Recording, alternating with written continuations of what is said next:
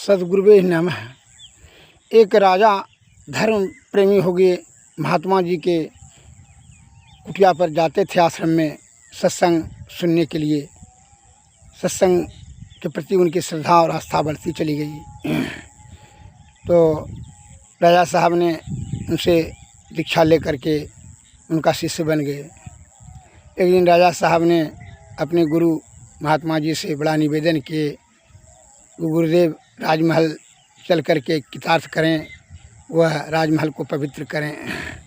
गुरु महाराज ने कहा, अरे वहाँ बहुत दुर्गंध होता है। तो राजा साहब ने कहा, नहीं महाराज, वहाँ तो अच्छा खुशबूदार कीमती सब इत्र का प्रयोग करके राजमहल तो खुशबू से परिपूर्ण है। तो महात्मा जी ने कहा, तुम समझ नहीं पाए मेरे शब्दों को, चलो हमारे साथ में। प्रत्यक्षम किम प्रमाणम, प्रत्यक्ष में प्रमाण देने की क्या जरूरत है, चलो तुमको दिखाई देते हैं प्रत्यक्ष। एक हरिजन टोली जहाँ की चमार सब जूता बैग चमड़ा फुला करके बनाता फिर था, वही चमार के टोली में लेकर गए राजा को।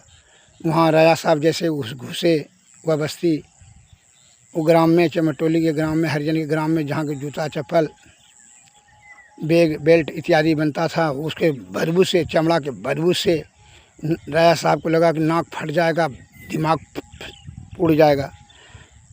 उसने कहा, गुरुदेव यहाँ बहुत बदबू होता है, बर्दाश्त से बाहर है।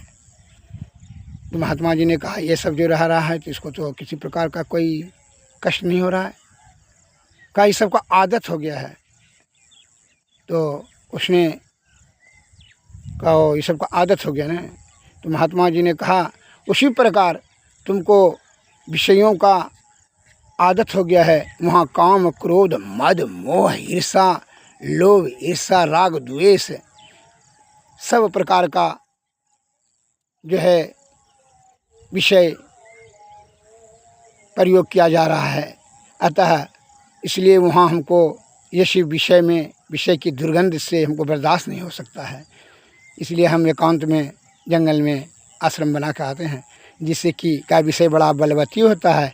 विषय के संपर्क में जाने से मन और अहंकार की प्रबलता के कारण से विषय या आसक्त होकर करके धर्म के रास्ते से जो है विफल हो सकता है, पथभ्रष्ट होकर करके जो है धर्म का नाश होगा, विषय की वृद्धि होगी, मोह में वृद्धि होगा, अब मोह से आसक्ति